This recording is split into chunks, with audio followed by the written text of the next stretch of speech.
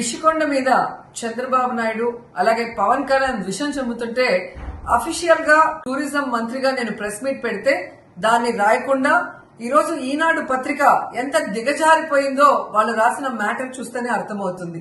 ఎక్కడో ట్విట్టర్ లో అక్కడ సచివాలయం కడుతున్నారు, అక్కడ ఏదో పరిపాలన చేయబోతున్నారు అని ఈనాడు రాసింది స్టేట్ పేపర్ లో అంటే వాళ్ళు ఎంత కడుపు మంటతో ఉండారు, వైజాగ్ డెవలప్ కాకూడదనేసి వాళ్ళు ఎంత కంకణం కట్టుకున్నారో స్పష్టంగా అర్థమవుతుంది. ఈ రోజు మళ్ళీ నేను క్లియర్ గా చెప్తున్నా, నిన్న చెప్పింది ఈనాడు వాళ్ళకి వినిపించకపోతే మళ్ళీ వినండి, కరెక్ట్ గా రాయండి. అక్కడ రిషికొండ మీద ఉండేది టూరిజం ల్యాండ్ 69 ఏకర్స్, అందులో 9.88 ఏకర్స్ కి పర్మిషన్ ఇచ్చారు. అయినా మేము ఇప్పుడు కడుతున్నది 2.7 ఏకర్స్ లో మాత్రమే కడుతున్నాం. అది కూడా G+1 7 బిల్డింగ్లకి పర్మిషన్ వస్తే ఇప్పుడు జరుగుతుంది కన్స్ట్రక్షన్ 4 బిల్డింగ్స్ కి మాత్రమే.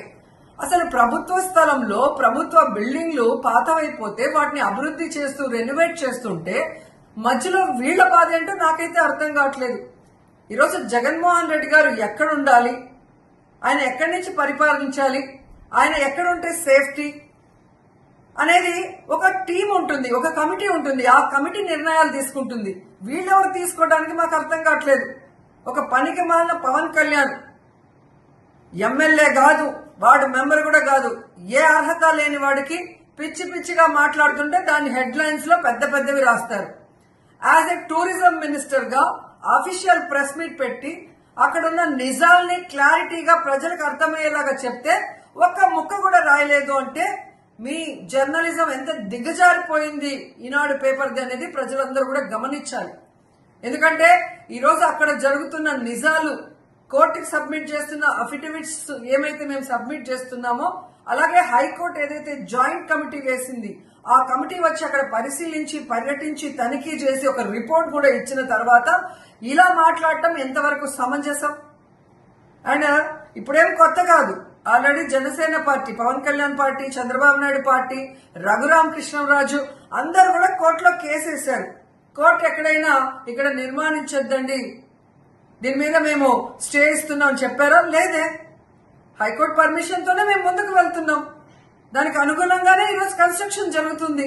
ఎక్కడైనా మార్పులు చేర్పులు కావాలి అంటే హైకోర్టు మాకు సూచిస్తే ఖచ్చితంగా వాటిని చేయడానికి మేమున్నాం. సంబంధం లేని మీ బాధ ఏంటో మాకు అర్థం కావట్లేదు. ఎన్జిటికి పోయారు, అక్కడ కూడా వాళ్ళు స్టే విధించే విధంగా మీరు ప్రవర్తిస్తే సుప్రీంకోర్టు దాన్ని ఎత్తేసి నిర్మాణాలకి మళ్లీ అనుమతి ఇచ్చి కన్స్ట్రక్ట్ చేయడానికి అవకాశం ఇచ్చారు. అంటే మీరు తెలుసుకోవాలి, సుప్రీంకోర్టు హైకోర్టు కన్నా మీరు గొప్పోళ్ళు కాదు. ఇలాగే ఇంకా అబద్దాలు చెప్పుకుంటూ ఇంకా దిగజాడు రాజకీయాలు చేయాలి అనుకుంటే విశాఖ ప్రజలు మిమ్మల్ని తరిమి తరిమి కొడతారని కూడా ఈ సందర్భంగా తెలియజేసుకుంటున్నాం. ఎందుకంటే ఈరోజు వెనకబడిన ఉత్తరాంధ్ర ప్రాంతాన్ని అభివృద్ధి చేయాలని జగన్మోహన్ రెడ్డి గారు ఈరోజు వైజాగ్ ని పరిపాలనా రాజధాని కేంద్రంగా చేయాలనుకుంటే ఈరోజు ఆ బ్రాండ్ ని నాశనం అయిపోయే విధంగా విశాఖ అంటే ఒక క్రైమ్ సిటీ లాగా, లేకపోతే విశాఖ అంటే ఏదో ఒక బూచ్ లాగా వీళ్ళు చంద్రబాబు నాయుడు గాని పవన్ కళ్యాణ్ మాట్లాడుతున్న తీరు, విమర్శిస్తున్న తీరు ఈరోజు వైజాగ్ ప్రజల మనోభావాల్ని దెబ్బతీస్తున్నాయని కూడా ఈ సందర్భంగా తెలియజేసుకుంటున్నాను. ఎందుకంటే రుషికొండ మీద ప్రభుత్వ భూమిలో ప్రభుత్వ భవనాలు ఆల్రెడీ ఉన్న వాటిని రెనోవేట్ చేయడం తప్పని ఎలా అంటారు? చుట్టుపక్కల మరి మీకు కావాల్సిన వాళ్ళందరికీ అప్పుడు ఇచ్చుకున్నారు కదా, మరి అప్పుడు పర్యావరణం ధ్వంసం అవుతుందని మీకు అర్థం కాలేదా? అన్ని పర్మిషన్స్ కి లోబడే అనుమతులు తీసుకునే కదా కడుతున్నారు. నిన్న కూడా పవన్ కళ్యాణ్ అన్నదానికి మేము అన్నాం, మాకైతే ఇంతవరకు ఆలోచన లేదు. సరే పవన్ కళ్యాణ్ చెప్పాడు కాబట్టి దాన్ని కూడా ఆలోచిస్తామన్నామే గాని ఈరోజు పర్యాటక శాఖకి మంత్రిగా అక్కడ ఆల్రెడీ హరిత రిసార్ట్స్ ఉన్నాయి, వాటిని ఈరోజు డెవలప్ చేయాలి. ఎందుకంటే అక్కడ పరిపాలన రాజధాని వస్తున్నప్పుడు దానికి అనుగుణంగా ఆ లెవెల్ కి దాన్ని అభివృద్ధి చేయాలన్న ఆకాంక్షతో మేము ముందుకు వెళ్తున్నాం. కానీ వైజాగ్ అభివృద్ధి చెందకూడదు, వైజాగ్ కి అసలు పరిపాలన రాజధాని రాకూడదు.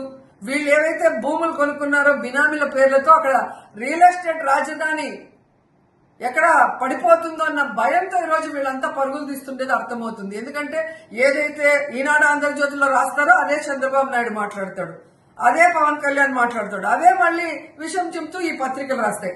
అందుకే కదా వీళ్ళని జగన్మోహన్ రెడ్డి గారు దుష్ట చతుష్టయం అనేది. నేను పోరాడుతుండేది దుష్ట చతుష్టయంతోని.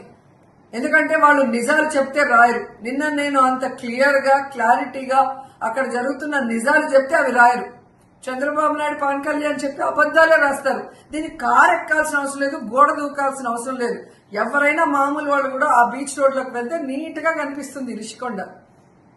ఈరోజు రిషికొండ ఎదురుగా బాలకృష్ణ అల్లుడు లోకేష్ తోడల్లుడు ప్రభుత్వ భూమిని కబ్జా చేస్తే నోరు తెరవలేదు ఈ పవన్ కళ్యాణ్. నోట్లో హెరిటేజ్ ఐస్ క్రీమ్ పెట్టుకొని ఉన్నాడు. ఈ రోజు ప్రభుత్వ భూమిలో ప్రభుత్వ భవనాలు కడుతుంటే ఏదో అన్యాయం జరిగిపోయింది, అక్రమం జరిగిపోయిందని ఆయన ఊగుతున్న ఊగుడు చూస్తే చాలా తొందరగా మెంటల్ హాస్పిటల్లో పోయి చేరతారనేది అర్థమవుతుంది. కాబట్టి వీళ్ళు ఎంత విషం చిమ్మినా, వీళ్ళు ఏం చేసినా కూడా విశాఖకి వచ్చే పరిపాలన రాజధానిని ఆపలేరు. అలాగే ఋషికొండ మీద జరిగే కన్స్ట్రక్షన్స్ ని కూడా ఆపలేరు. ఎందుకంటే అన్ని చట్టబద్ధంగా చట్టానికి లోబడే జరుగుతున్నాయి.